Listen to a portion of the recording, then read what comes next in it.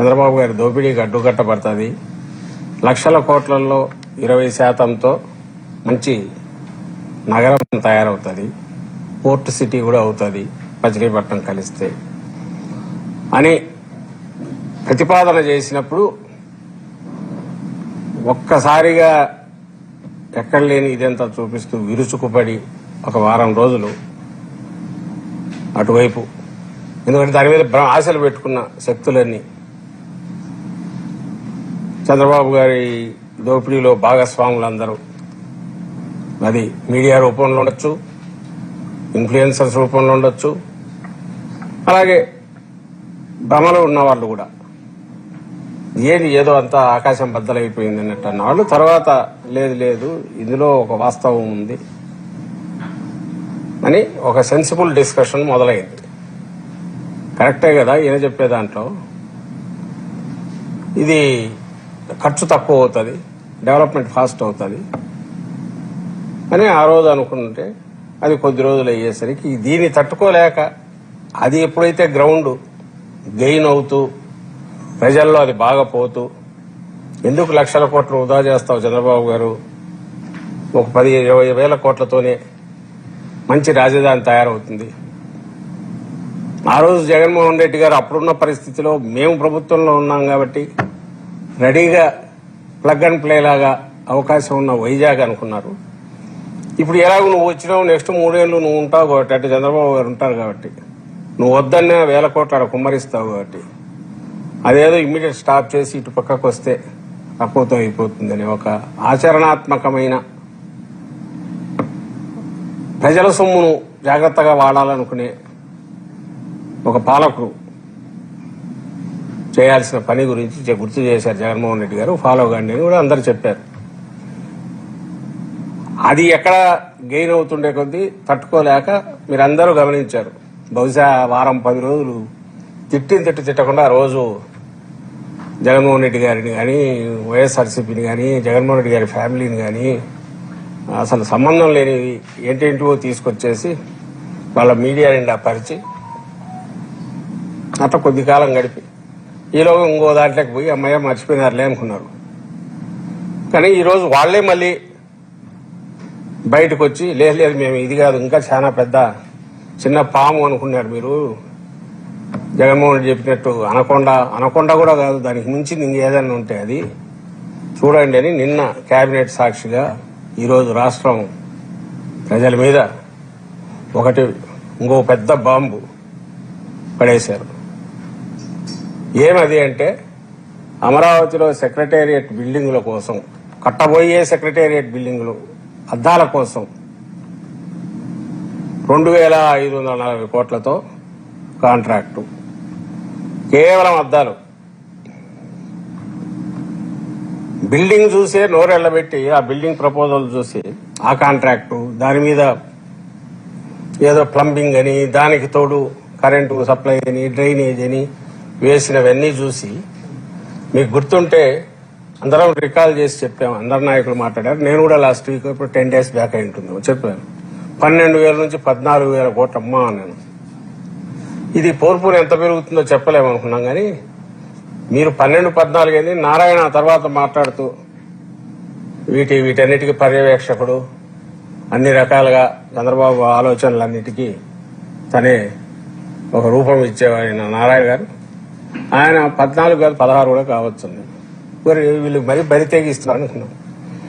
ఈరోజు చూస్తే ఈ 2,540 కోట్లకు జీఎస్టీ వాళ్ళు కట్టాల్సిన అవసరం లేదు, వీళ్ళు రీయింబర్స్ చేస్తారు, పే చేస్తారు కాబట్టి అది కలిపితే 3,000 కోట్ల పైన ఆర్థిక అవుతుంది. అద్దాలకు ఒక అసెంబ్లీకి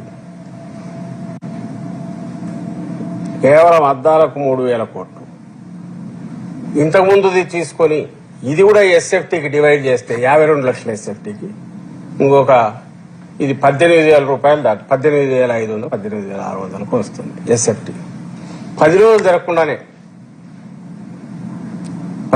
తిరగకుండానే ప్రతిపక్షంలో ఉన్న మేము పాయింట్అవుట్ చేసి అయ్యా ఇదేం దోపిడీ, ఇది ఎక్కడికి పోతున్నారు, అసలు మీరు ఏం చేయాలనుకుంటున్నారు, ఎక్కడ బెస్ట్ 5 స్టార్ ఫెసిలిటీస్ ఎక్కడన్నా కట్టినా కూడా 4,000 5,000కు మించకపోతే ఈ మీరేట్ ఏమంటే ఇప్పటికీ ఇది దీని మీద యాడ్ చేసుకోవాల్సింది ఉంది. ఇవన్నీ ఇంపోర్టెడ్ అంట. ఈ గ్లాసు ఇవి రావడం కానీ వాటికి అవసరమైన సిస్టమ్స్ కానీ మొత్తం బయట నుంచి రావాల్సింది. అంటే డాలర్ ఎక్స్చేంజ్ ఫ్లక్చుయేషన్స్ ఉంటే దాంట్లో మార్పు ఉంటే అది కూడా అప్లై అవుతుంది. అది ఆ మధ్య ఇప్పుడు ఇంతకుముందే 1500 కోట్లు ఎంతో ఉన్నారు. ఇంకా ఎంత అవుతుందో తెలియదు. ఇంకా పెరగొచ్చు. డాలర్ పెరిగే తప్ప తరిగే లక్షణం దానికేం ఉన్నట్లేదు. ఎక్స్చేంజ్ రేటు ఇంకా 1500 కోట్లు 2000 కోట్లు అంటే అది మళ్ళీ యాడ్ చేసుకోవాలి. ఇంకా మనకు కనపడనివి ఏమన్నా ఉన్నాయా అంటే ఇంతకుముందు నాతో అన్నారు ఎవరో పాలవాగం ఏదో దాన్ని తీసుకొచ్చి కృష్ణా రివర్లో వాటర్ తీసుకొచ్చేసి ఈ టవర్స్ మధ్య నుంచి తిరుగుతూ అది పోయి కృష్ణా రివర్లో కలుస్తుందంట. దానికి ఇంకా డిజైనింగ్ దానికి సంబంధించిన మన డిజైనింగ్ కు 100 కోట్లు 200 కోట్లు 300 కోట్లు ఇస్తారో తెలియదు. అవి అన్ని ఇంపోర్టెడ్ ఇవే అంట. అది ఎంత అవుతుందో తెలియదంట. అది కూడా ఇట్లా చిన్నవి స్ట్రీట్ లైట్ల కోసమే 10 కోట్లు 20 కోట్లు క్యాజువల్ అక్కడి నుంచి అక్కడికి పెడుతున్న వాళ్ళు ఇవి ఇంకా పెరుగుతా పోతాయి. ఇది కాక ఇప్పుడు ఈరోజు కేబినెట్ అప్రూవల్ అసెంబ్లీకి అద్దాల కోసం 800 కోట్లు. ఈ అసెంబ్లీ దీంట్లో ట్విన్ టవర్స్ అనే పేరుతో క్వాంటమ్ వ్యాలీ దాని ట్విన్ టవర్స్ కు 1200 కోట్లు ఇంకోటేశారు. మరి అది ఎంత సేఫ్టీ ఏమొస్తాయో తెలియదు. ప్రతిదీ టవరే, చిన్నదేంలా అన్ని టవర్స్ పెద్ద అది 1200 కోట్లు అది వేశారు. ఈ రోజు కనపడి దానికి కూడా జీఎస్టీ అదనం.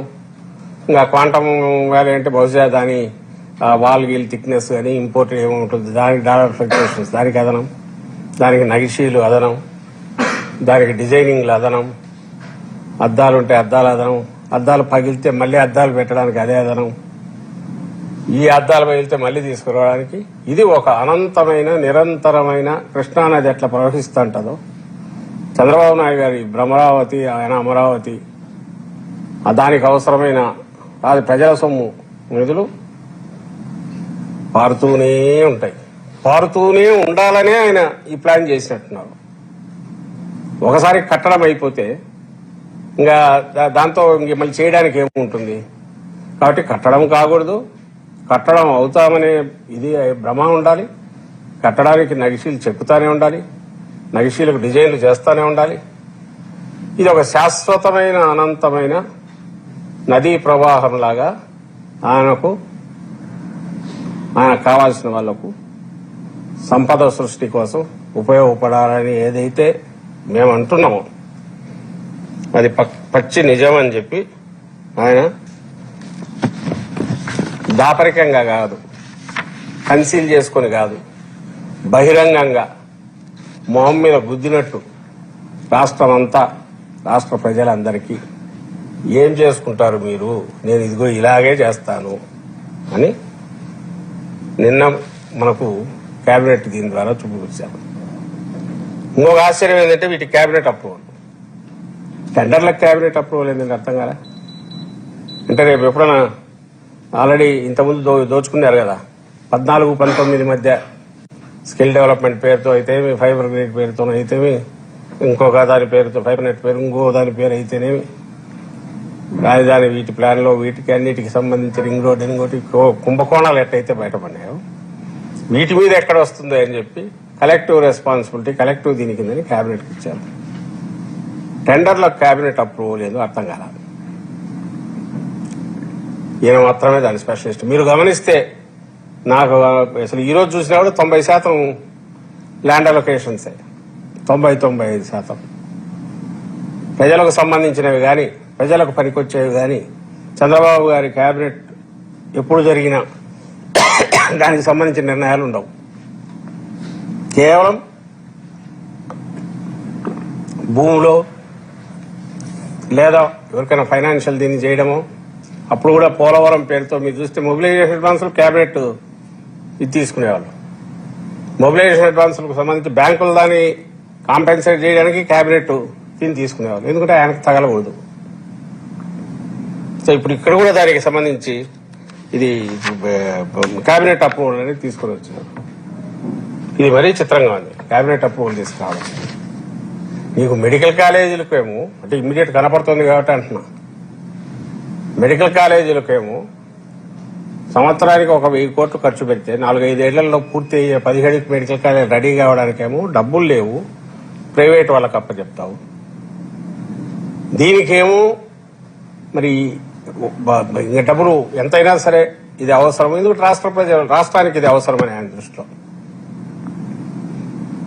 ఈ రోజు మాట్లాడుతూ కూడా ఎక్కడో విన్నా, ఇప్పుడే పామర్లో ఎక్కడో పోయినట్టున్నాడు.